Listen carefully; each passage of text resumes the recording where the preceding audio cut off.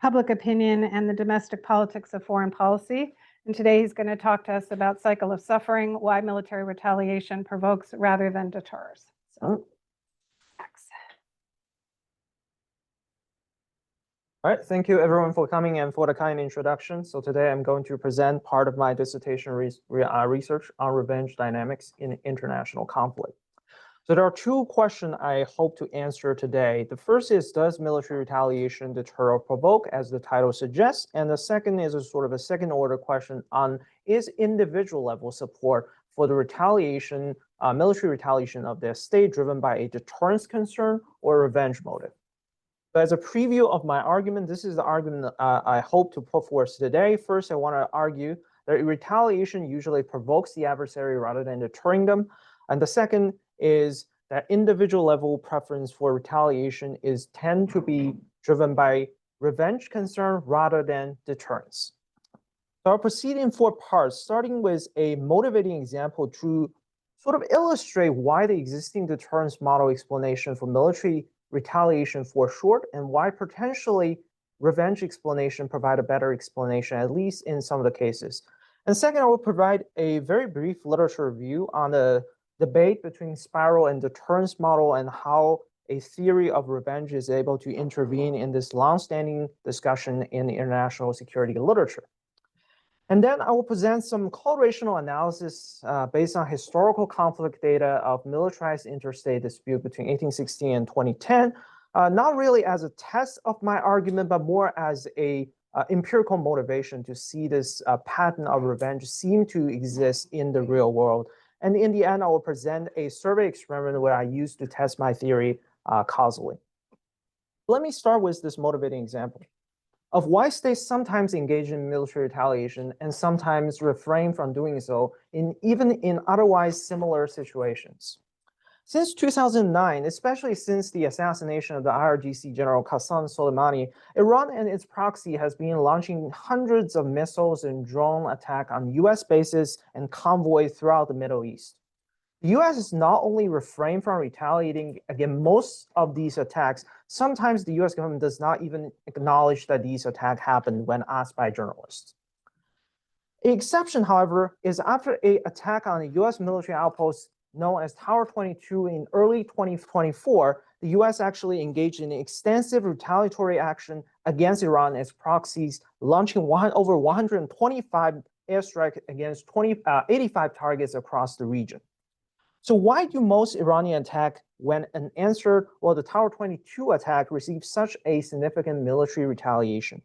In terms of the attack scope, scale, and execution, Tower 22 attack was not out of the ordinary. If you look at the statistical distribution, the scale of the Tower 22 attack actually fall on the slower end of the distribution. Nor was Tower 22 strategically more important than the previous targets. This is actually a supporting outpost that analysts initially mistaken for a larger, more important US base in nearby Syria.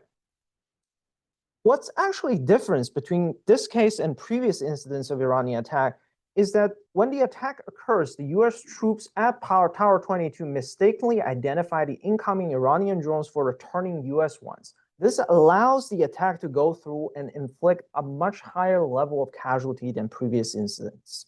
The contrast between retaliation in Tower 22 case and non-retaliation in otherwise similar cases suggests a desire for revenge might have played a role in explaining why military retaliation are taken.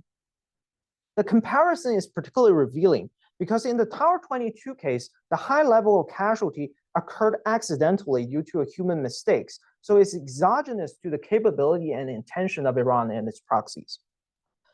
So let me take a step back to survey the literature. One of the long-standing debate in international security is the clash between the deterrence model and its critics, especially the spiral model. So the deterrence model assumes there's some kind of pre-existing conflict of interest between states. And the fundamental premise of the deterrence model is you can force your adversary to recalibrate a policy by raising the costs associated with that policy through the threat or use of retaliation. Because fighting is costly, the deterrence model proposed that states need to sometimes demonstrate their resolve to fight by engaging and using military force establishing a reputation for resolve. On the other hand, the spiral model argues that there are two different types of states, and conflict of interest does not always exist. We have security seeker who only seek their own survival, and we have greedy states that harbor some kind of non-security preference for aggression. Unnecessary conflict may arise between security seekers because the policy prescribed by the deterrence model, such as building up of defense capability, make a security seeker appear to be greedy. My intervention to this debate is I suspect that both models overlook a critical human factor of the desire for revenge. In particular, the deterrence model failed to account how retaliation can backfire, potentially strengthening an adversary's resolve to fight rather than deterring them. In addition, both deterrence and spiral model leverage two key factors to explain the occurrence of costly conflict. The first being imperfect information, whether it's about type or about resolve. The second factor is they both use some kind of exogenous difference in conflict of interest or greedy type to explain the existence of non-security preference. And thus, revenge provides another model to look at conflict. It suggests that non-security preference can emerge endogenously in perfect information condition, eliminating the need for the assumption about exogenous greedy type or pre-existing conflict of interest. Military retaliation policy may reflect three distinct motives or a mix of them, namely deterrence, moral punishment, and revenge. The three motives are distinguished by their goal. The goal of deterrence is security, the goal of moral punishment is justice, and the goal of revenge is pain.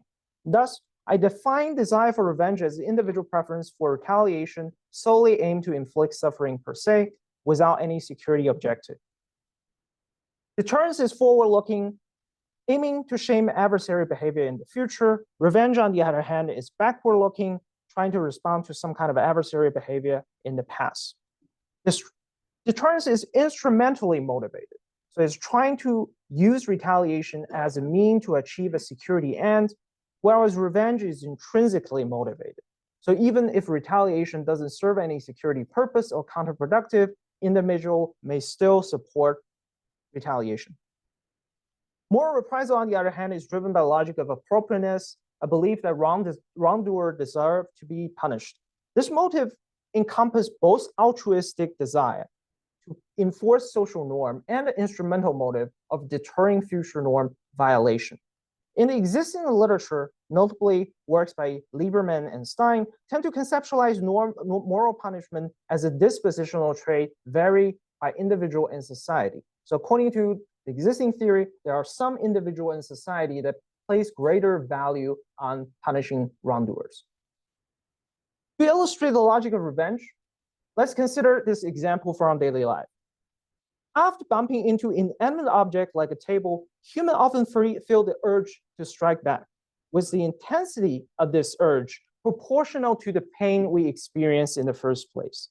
So why do we retaliate against an inanimate object? Are we trying to deter a revisionist table? Are we trying to establish a reputation for resolve so other tables do not challenge us? Are we trying to incapacitate the table so it no longer has the capability to hurt us? Did the table do anything immoral that deserved punishments? I think the answer is no, and if anything, retaliation against the table is likely to cause us further suffering. With this example, what I want to highlight is that a desire for revenge is automatic, reflexive, and often unconscious motive for retaliatory aggression. The desire for revenge is biologically hardwired. Neuroscience research has shown that when we take revenge or simply fantasize about taking revenge, the same reward center in our brain lights up as it does when we ingest sugar. In other words, revenge allows humans to derive satisfaction or utility from the act of retaliation itself.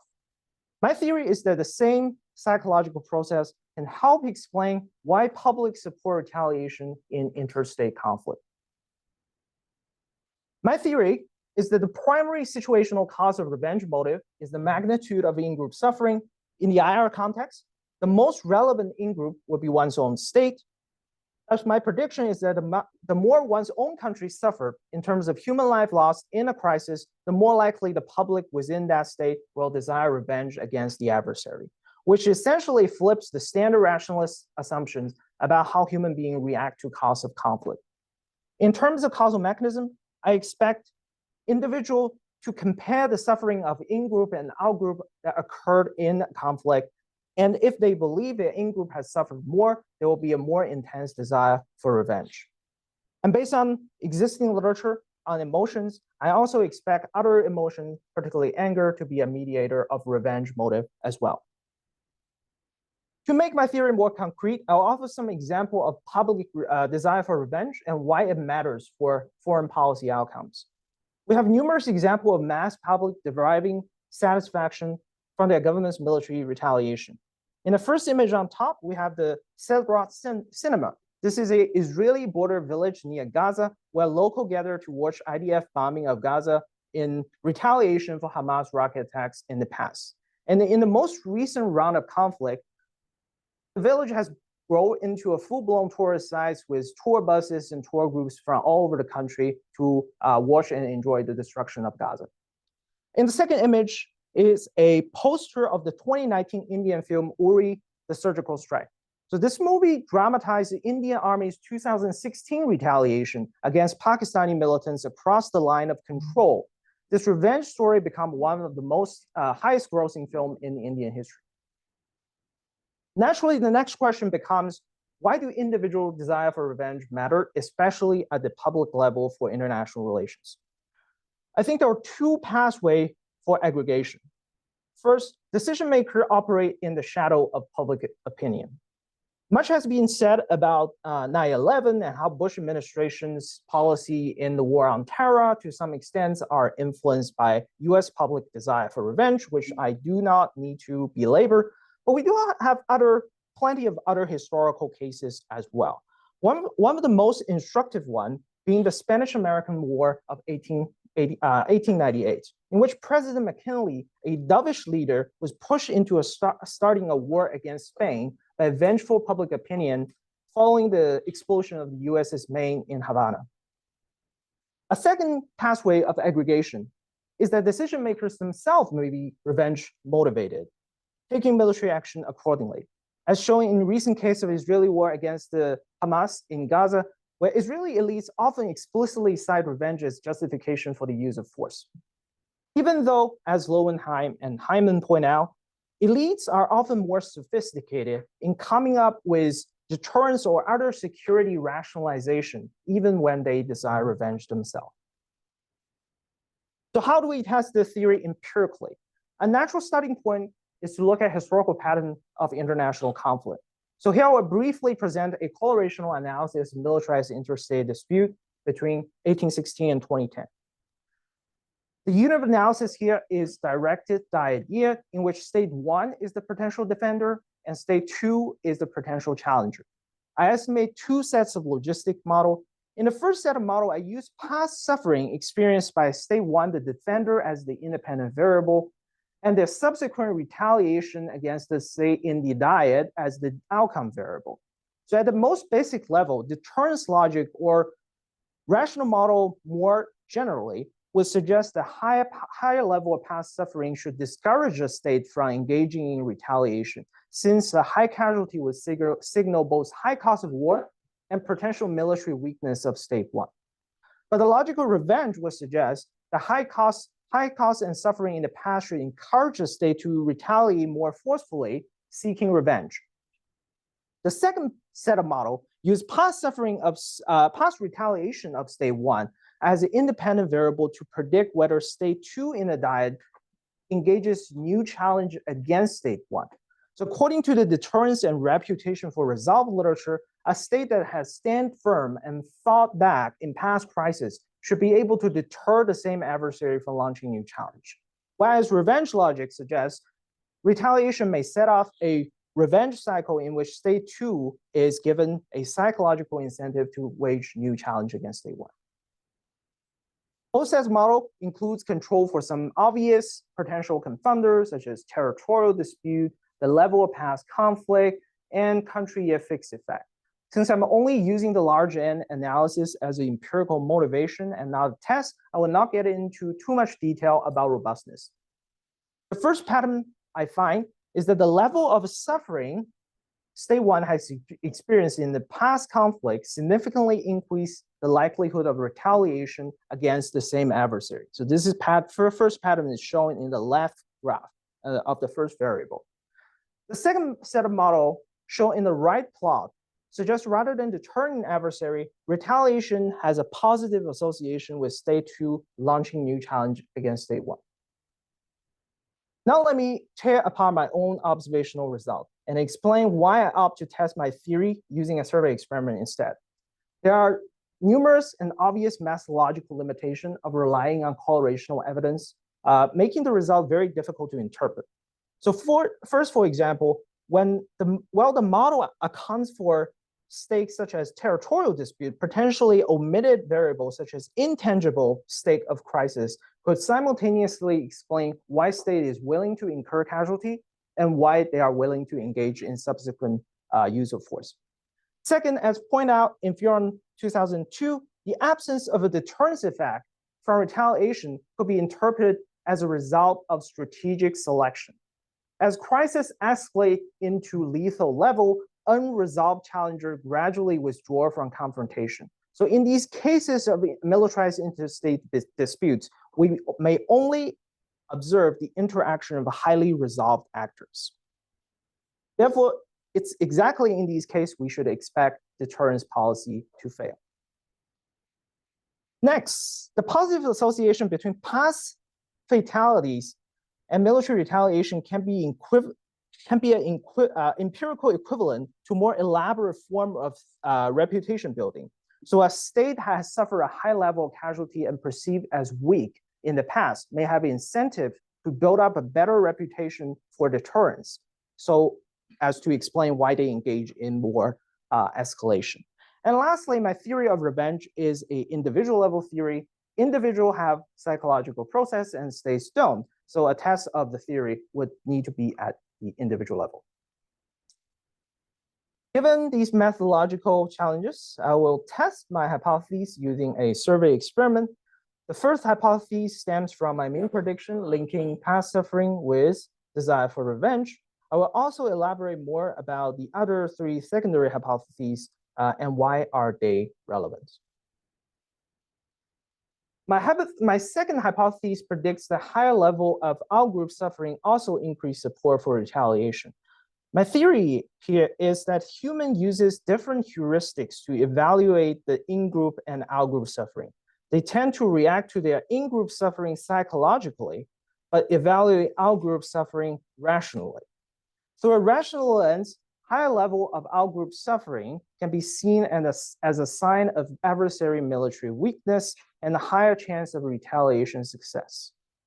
This asymmetric heuristics has important implication because it weakens the potential self-regulating potential of revenge dynamics and makes revenge cycle more escalatory and persistent. The third hypothesis focuses on intentionality. While we do have cases like USS Maine incident where military accidents spark public desire for revenge, in many other cases of even lethal military accidents, ranging from the IDF bombing of the USS Liberty in the 1960s, the US bombing of the Chinese embassy in Belgrade, and the Turkish shutdown of a Russian fighter jet in 2015, many of these incidents did not escalate into larger conflict.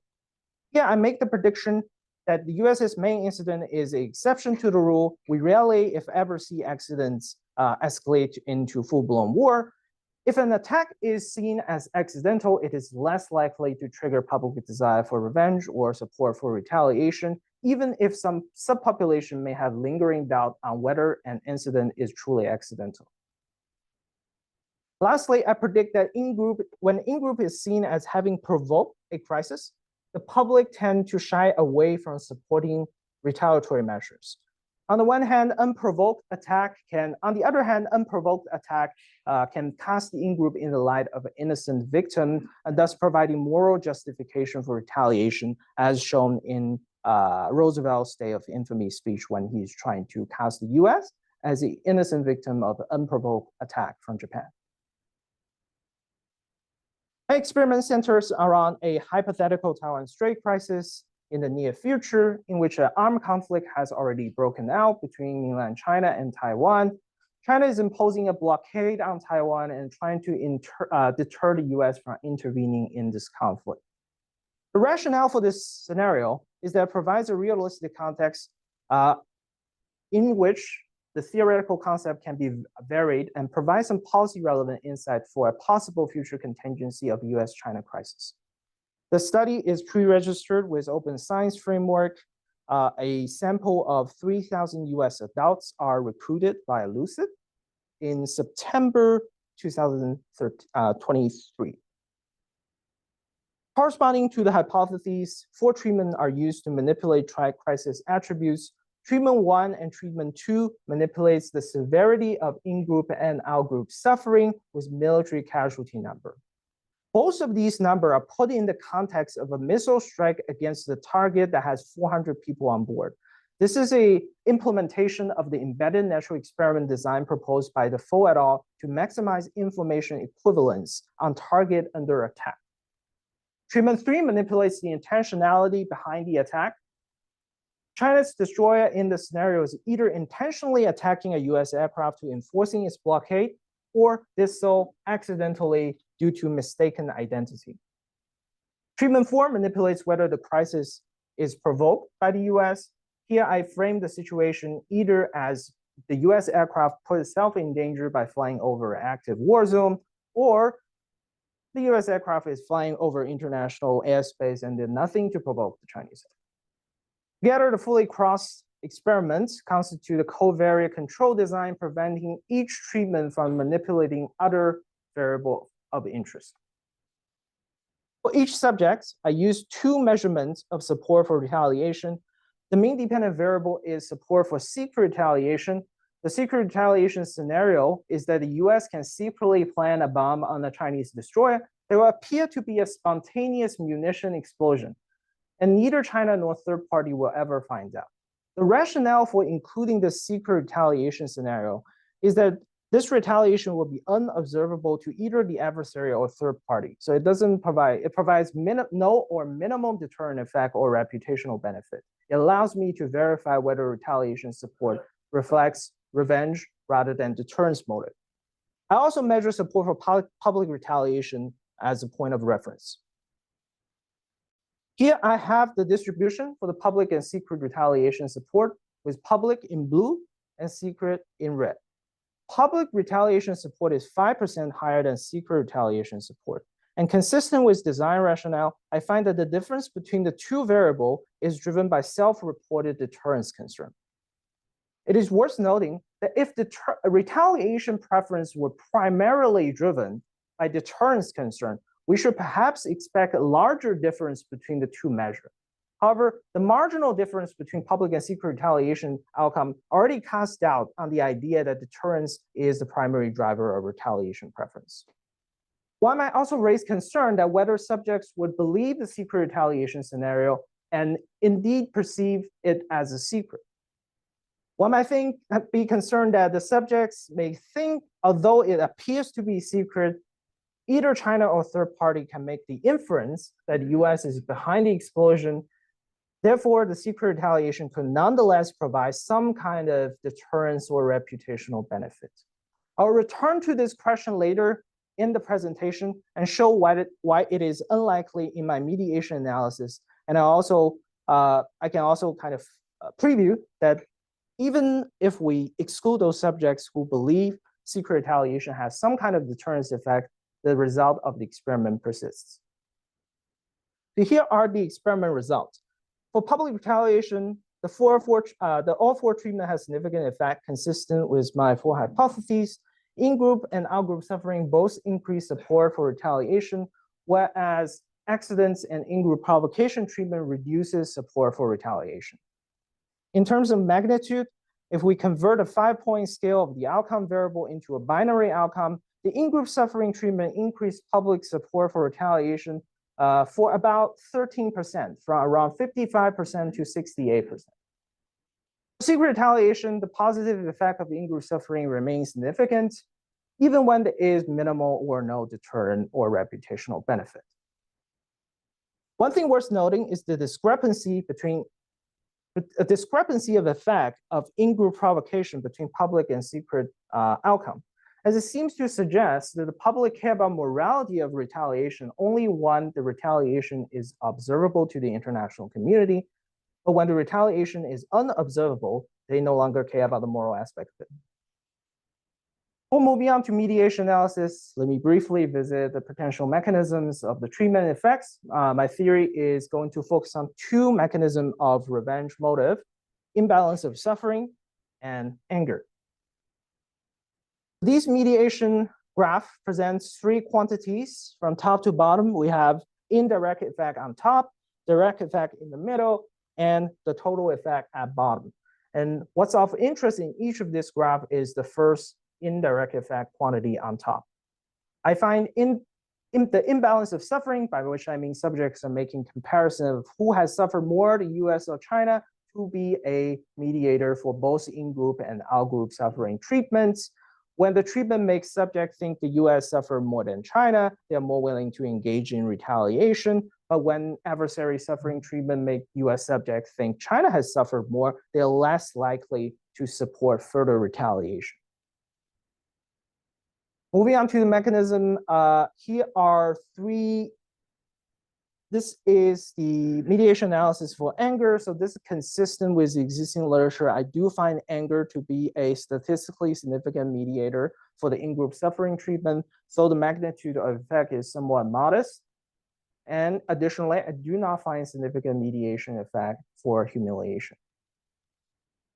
Furthermore, I use mediation analysis to test whether in-group suffering could be attributed to alternative explanations. Here I consider three possible deterrence model explanations: deterring China specifically, reputation for resolve that might deter third party, and incapacitation or deterrence by denial rationale of just weakening China's military. Results from these mediation analysis show that in-group suffering effect is not mediated by any of the security motive, even when it comes to public retaliation. As noted earlier, if subjects believe secret retaliation is not in fact secret and will have some kind of deterrent effect, we should be able to observe deterrence motive to be a significant mediator, which is not the case. I examined potential heterogeneous treatment effect using a number of potential confounder. One of the most important one being the idea of moral punitiveness, which has been the explanation for vengefulness in the existing literature. So I used two measurements of punitiveness. The first one is an adapted thought experiment from the criminal justice literature, which Rachel Stein also used in her research. So this scenario is set up in a way that a punishment has been carried out that has the deterrence effect and the incapacitation benefit of a capital punishment, which nonetheless doesn't cause any suffering to the target of punishment. The logic being, if I ask subjects, do they think this is a sufficient or adequate punishment for the criminal terrorist in question, those who think the punishment inadequate are those who value punishment for its own sake and highly punitive.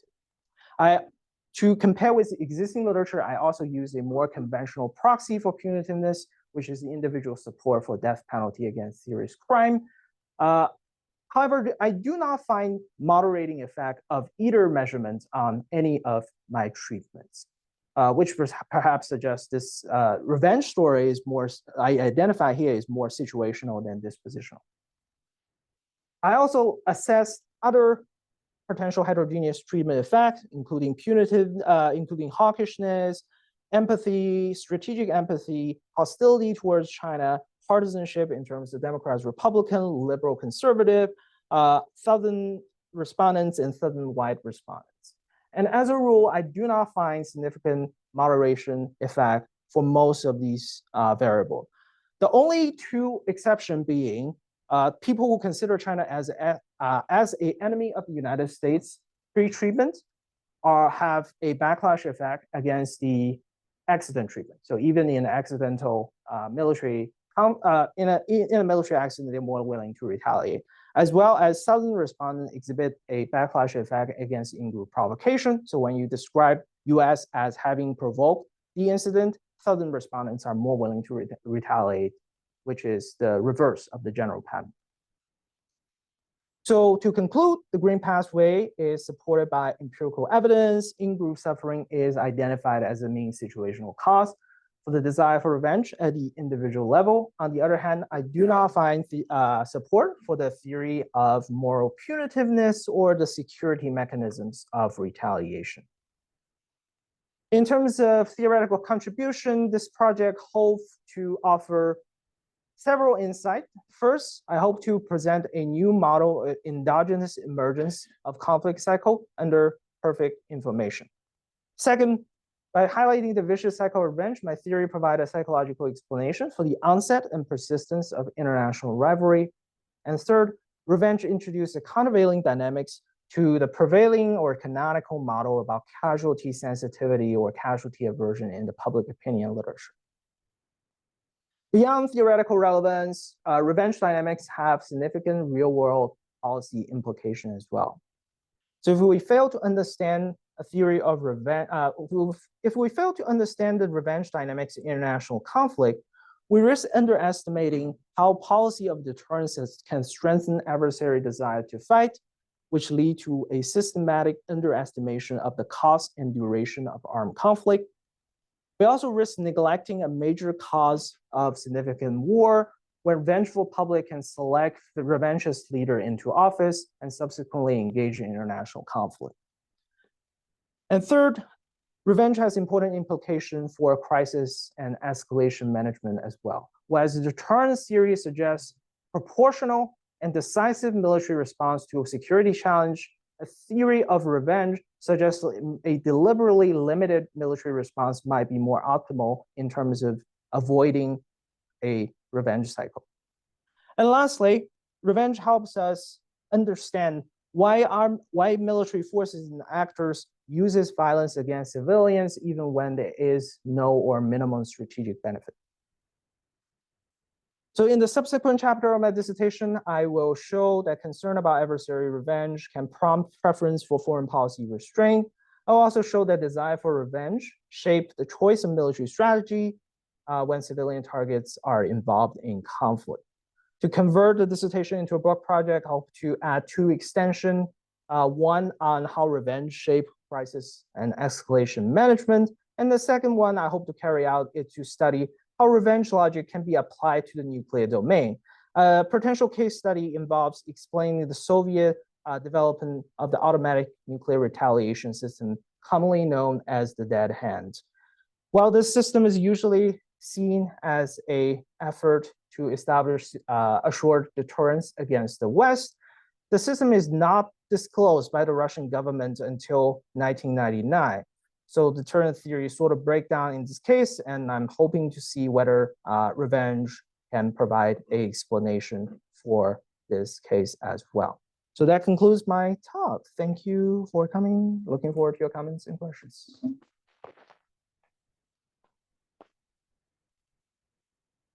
Thank you very much, X. So during the Q&A portion of this discussion, we follow a particular protocol where we first call on CSAC fellows and ask them to ask the first questions. Please identify yourself, your name and your affiliation. And we do also follow the 1 finger, 2 finger rule. 1 finger is the initial comment and 2 fingers is to jump the queue with an immediate follow-up. So with that, and there will be some online that I'll try to integrate as we go along after we hear from the CSAC fellows. So yes, please. I'm Patrick Hume. I'm a fellow this year at CSAC. X, I love this project. This presentation gets better and better. I'm really excited for this. I'm excited for your work on the dead hand system. One thing I know we've talked about before, I've just thought through a little bit more about is, and especially the way you set it up here, is that you say, okay, essentially, tell me if I'm misrepresenting this, which I might be. I apologize if I am, but it's essentially, okay, current theories, say this is kind of rationally thought through. My theory says, no, this is, you said, I think, biologically hardwired. that's really the origin of this. I definitely think there's I agree with you somewhat on that, but I was thinking, so where does this biological hardwiring come from? So presumably it conveys some kind of evolutionary advantage to have this, right? Well, what would that advantage be over lots and lots of time, lots and lots of generations? And to me, it seems like the most obvious thing would be precisely kind of this deterrent effect.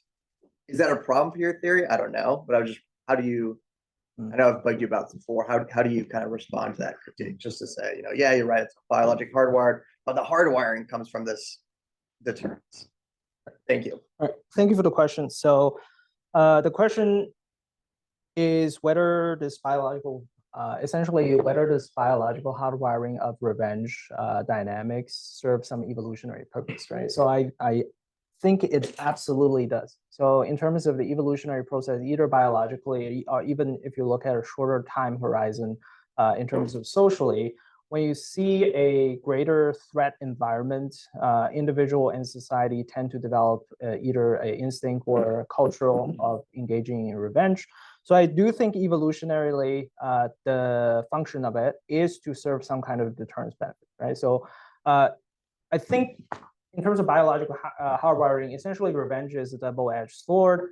In individual situation, it leads you to retaliate in a somewhat irrational manner that sometimes undermine your security. But as a group or at a system level, when we have this shared expectation, when we attack someone, they are going to seek revenge. When we harm them more, they want to harm us back. It does have a stabilizing effect on our international relations. And indeed, that is the topic of chapter 2 and 4 in my dissertation book project, which I exactly look at that more beneficial aspect of revenge. Please. I'm Bogdan Tsofano, CSAC fellow this year, the other pre-doctoral fellow this year here at CSAC. Thank you very much for the presentation, Alex. Really interesting. I really like your project, and I really think it's really consistent. And my question is regarding the secret retaliation. Did you factor, because you just passed by in your presentation, and I'm just wondering if you factored in your research what happens when a secret retaliation is attributed to the attacker. Basically, what happens if the secret retaliation is not secret anymore and becomes known to the large public and to the authorities as being a retaliatory act? Does it change something like in this revenge? My intuition is to say that it does, but I'm looking forward to your answer. Right. So it's not explicitly a part of any empirical study in my dissertation, but I did come across this case of the essentially Hezbollah bombing of the U.S. Marine base in Lebanon during the intervention.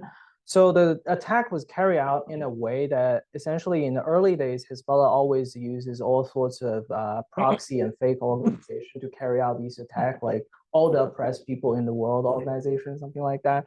And that result in some level of difficulty in attribution. So when after the attack happened, the Defense Department and intelligence community in the U.S. is really unsure whether Hezbollah actually carried out this attack. And I think the benefit of that, well, the consequence of that is even though later on people do think that's Hezbollah, it delays U.S. retaliation. And at the time when the bombing actually happened, the U.S. refrained from retaliation. So there are some advantage of using secret use of force, essentially.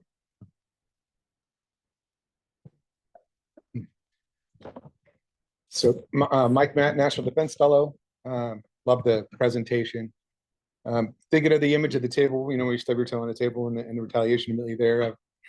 Is there any correlation to the recency of the perceived slighted state and the revenge? And if time elapses, the desire for revenge then drops off. Did you look at that variable of time? And I understand, like, if it's retaliatory in nature and then it's an iterative process, that's always a fresh wound. But if, say, the perceived wrong party turn the other cheek, so to speak, would that revenge variable die off and it would only fall under justice or security? Yeah. So I think it's kind of a two-part question. First part is, does time play a role? Yes. So I looked at that in the observational data of the militarized interstate dispute between states, and you do see a very consistent pattern of like, as the times goes on, times heal all wounds. You just forget about it and less likely to retaliate. So that sort of go against the common saying of revenge is a dish best served cold. That doesn't seem to be the case. People are more willing to engage in revenge against recent transgression. And the second part of the question, what's the second part of the question? So the second part was just asking if there is a correlation with the time, then if you are able to turn the other cheek and not retaliate yourself, would that Right. die off, would that motive die off and potentially stop the conflict if you're looking at policy internationally? Right. I think your intuition is absolutely right. So that's exactly why I find it in the kind of qualitative part of the chapter 4 extension I'm trying to do in terms of the escalation management between Iran and Israel. A common strategy adopted by both states is actually to increase the temporal distance between each level of retaliation. So you allow the public desire for revenge to die down, and you allow a deliberative policy making process to happen. Yeah. Thanks. I think we can open it up to broader non-CSAC fellows as well. So anybody have any other questions or comments, or people online have questions or comments? And Ken Schultz, political science. So I'm curious about what you're going to say in chapter 4 there of your book, because these kind of revenge story, just to me, a concern I would have is that it over predicts escalation to war, which is actually quite rare. So somehow there's off ramps from what you might think of as a cycle of revenge, and so I'm curious about it. It seems to me like maybe there's maybe a way to rationally calibrate revenge in a way to not do that cycle, which suggests a kind of a leavening your purely psychological, hardwiring story with something else. Absolutely. So I think that decision maker can sort of incorporate revenge, even though that's sort of an irrational factor, into a more rational decision-making process. So one thing we see is in the case of the chapter 4 is the retaliation tend to be smaller than the original provocation. So when decision maker aim to control escalation, they actually go for one level down every term and period when they try to engage in retaliation. So the example being, for instance, the Iranian retaliation against Israel in April and October last year, you see a deliberate targeting of military hard target rather than soft civilian target, which they can do to increase the suffering and casualty on the Israeli side. And you also see effort to provide advanced warning to the Israeli and the US side, so the casualty can actually be reduced. They also communicate this interesting idea of we are engaging this performative revenge for the domestic public, but we don't intend to escalate. So I think there are a number of strategy decision maker can take to break the cycle of revenge. back. Hi, I'm Cosima Zanet. I'm a master's student here. I'm wondering how you're planning to extend your argument based on the survey to sort of high-level decision-making in war. Because it seems to me, I mean, correct me if I'm understanding this incorrectly, but it seems to me that the survey question was limited in sort of 2 ways. So one, you have, I mean, it would be interesting to know the survey, because I imagine that the people who answered those surveys were not, in a way, not comparable to high-level decision makers in war. And then also, it seems to me like the survey question was more based on a limited counterstrike. In an example where I imagine that if the situation were real, it would be more about a fear of escalation and how you could sort of transfer this to the real-world scenario in this state war, especially in the sense of if, for example, your argument you seem to make the argument that this sort of irrational motive of revenge overrides a cost-benefit analysis sometimes. And I think while the survey really well shows that we have this motivation, I think what would be interesting would be the question of, in cases where it's not beneficial, do we do it anyway? So I'm wondering, like, how are you planning on extending your results to this broader question? Right. Absolutely. So what's the generalizability of the survey experiment when we sort of carried it out using a public sample of essentially the subject I have in my experimental study will be the general public, right? So average Americans who are participating in this survey. So I think it's a common question and concern about whether these generalize to elites. So I think there were two kind of concern that kind of implicitly expressed. The first is whether elites face different decision-making environment, right? So the elites may be concerned about economic consequence, fear of escalation, domestic politics, all sorts of factors that either increase their willingness to retaliate or suppress their willingness to retaliate. So I think in that sense, the answer is yes, there is a problem of generalizing the result from the public level to the elite level. But the concern is not really whether the causal relationship showed in the study can generalize. It's more that you are saying there are other factors and countervailing theory that we should study at a bureaucratic level, institutional level, right? So that's essentially a different theory. Another kind of concern about generalizability to elites is whether elites are just fundamentally different. They have a different psychological process. Maybe they're super smart, maybe they're super dumb, something like that, right? So I think on that front, it's an empirical question whether elites are fundamentally different from the public, but the existing empirical evidence seems to point to the opposite direction. When we do observe difference between elite and public, usually it's explained by very straightforward demographic factors. So for example, in the US, elites compared to the public are more white, they are older, they're highly educated, they have high income. When you control for those factors, usually those observed difference between public and elite goes away. Then that's shown in the Cursor 2022 article. Can I just jump in on that? Please. My question was more on not whether the elites are different essentially from the people who are answering the survey, but rather that, like, if I'm answering the survey and it doesn't really give me this fear of escalation aspect, it doesn't really say, you know, this might lead to an escalation or a full-blown war between the US and China, because then maybe the revenge motive just isn't that relevant anymore. So I'm wondering how are you representing this countervailing factor of escalation, fear of escalation, if that makes sense.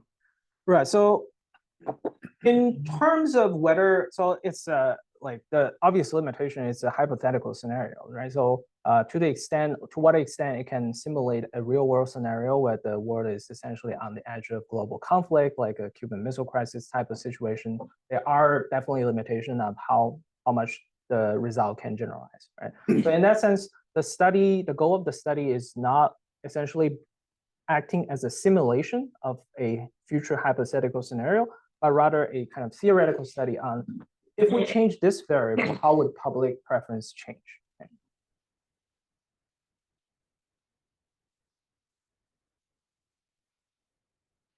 Other comments, questions? Yes, please. I just have two fingers on this. My name is Zhang. I'm a postdoctoral fellow here at CSUP, and I think you can kind of defend against this question by saying that okay, the survey experiments are hypothetical and they are kind of less realistic. And in your case, it's kind of hard to really operationalize emotions and angers or revenge motives. I think that's a fair question. But I think like you still see the effect. So to the extent that your survey doesn't capture the realistic dynamics, those effects are conservative estimates. So you should kind of expect that in real scenarios, you should have much stronger effect. So in that way, I think you can kind of reframe this question for your benefit. Right. Thanks for the suggestion. So, like objectively, right, we can say that in a real scenario, when there's hundreds of American soldiers, servicemen being killed, there should be an even greater anger and support for retaliation. But I can see the critique as well. But in a realistic scenario, there should be also a much higher concern and fear of escalation as well.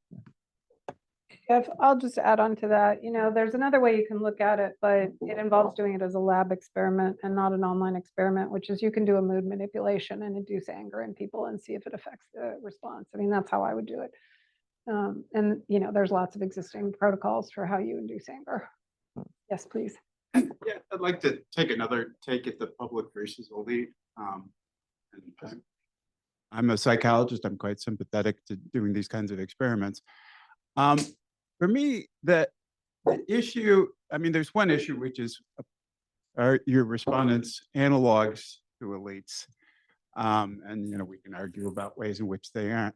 But I think in terms of their, the psychological response to an affront and the affective response, it's a reasonable thing to do. I think there's a separate issue, which is that elites are accountable to the public.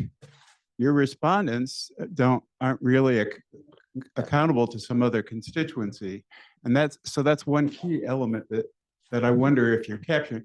In particular, I could be responding out of my own psychological desire for revenge, or I could be seeking revenge because I think the public that I'm accountable to demands it. So I just wonder if you could talk about that distinction. Right, absolutely. So I think in terms of, so this is more about, I think, domestic political incentive for your elite to act. That's different from the public because the public doesn't face the upcoming re-election, so they don't have to be concerned about that. So on that front, I think the domestic politics does have potential to actually even amplify the revenge dynamics even more. So even when elites or leaders themselves, they may not seek revenge. They could be perfectly rational deterrent theorists, but they face the domestic public who demand them to take strong retaliatory action in the face of an affront. They might have incentive to do so. I think one historical case mentioned a couple weeks ago in the Damon Collada talk is Kennedy administration's thinking about Cuban Missile Crisis, and essentially Robert and John Kennedy is sort of saying, if we don't take strong military action in this case, the public is going to be angered, and the opposition party is going to use it and impeach us. So that at least does face additional incentive to act more in terms of retaliation. Thanks for the question. Are we back to, sorry. No one else wants to. I was just thinking, how you could maybe extend this question to other scenarios, and I was wondering two things. First, the regime type of the government in question. It would be quite interesting to see how, because obviously, if it's a democracy and you're more sensitive to public opinion in a way that's quite different and different.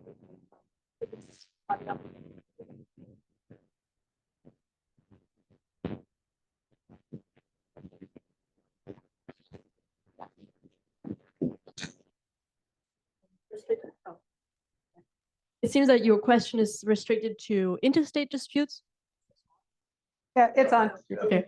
But it would also be interesting. I mean, obviously the context in civil wars is very different, but it would be very interesting to see how maybe in-group suffering of a government that is based on a certain, say, ethnicity responds to violence by an outgroup, and how this might also affect revenge motivations. Just thinking of other scenarios. Thank you for the suggestions. On regime type, definitely a very interesting empirical question. They are intuitively, you can think that democracy will have more incentive to act on the domestic desire for revenge of the public. But on the other hand, there are also recent empirical work that suggests leader in autocracy might also want to be very sensitive to public opinion, given they don't actually have the institutional legitimacy. They actually may have more incentive to act on public emotion. And we do see some of the dynamics in the Iran case as well, when there's a huge desire for revenge at a public level. In terms of conflict type, I think you are absolutely right. It is, I think intuitively people think about interstate conflict as a more calculated, rational process, in intrastate or civil war as more kind of emotional, identity-driven process. So there's actually a lot more work on revenge dynamics in civil war. Peterson's work on blood revenge in the Balkans, Leah Basel's work on rivalry and revenge in the Spanish Civil War, about rival execution between the left and right. So yeah, absolutely right. So we have a comment online from Scott Sagan. I'm not sure I'm going to pronounce correctly these authors, but he says Henrik Alenius and Torbjorn Tonso have a piece called Chinese and Westerners Respond Differently to the Trolley Dilemmas in the Journal of Cognition and Culture from 2012, finds that Chinese respondents are less likely than Americans to sacrifice one innocent bystander to save 5 bystanders. So he asks, are there any cross-national surveys that can help us understand whether your findings are about Americans more than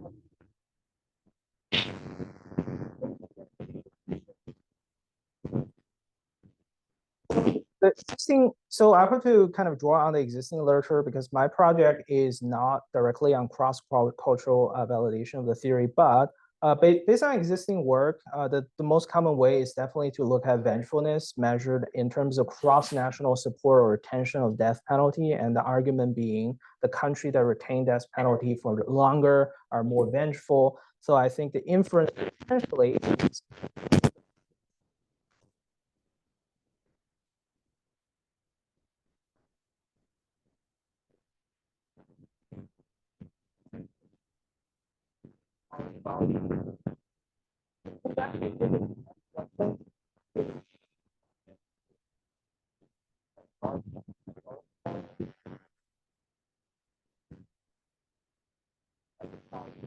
that was I think the direction from the country, the society became more kind of moral psychological terms, more applicable for my theory compared with society that are more of those kind of rational utilitarian calculations.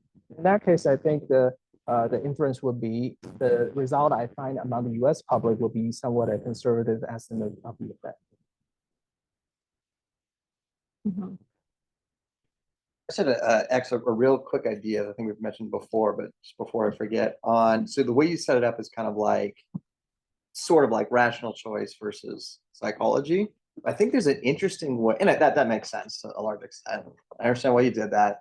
I think there's an interesting spin here. If you're ever dealing with kind of some of the more rational choice game theory types, is to say, no, my theory and my findings also have implications that you might like. And so I think we mentioned this at lunch a few weeks ago is on this debate about tripwires in the literature. So Schelling and a lot of rational choice theorists think these tripwire forces are really important.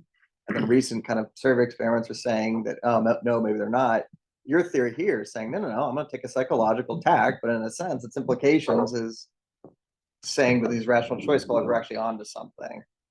So just that you might just think about that in the future in terms of if you were doing this for a job talk, you might bring that in. But anyways, I think it's a very good presentation. Yeah, please, thanks. Hi, thank you, X. Ori Rabinowitz, visiting professor here at CSAC.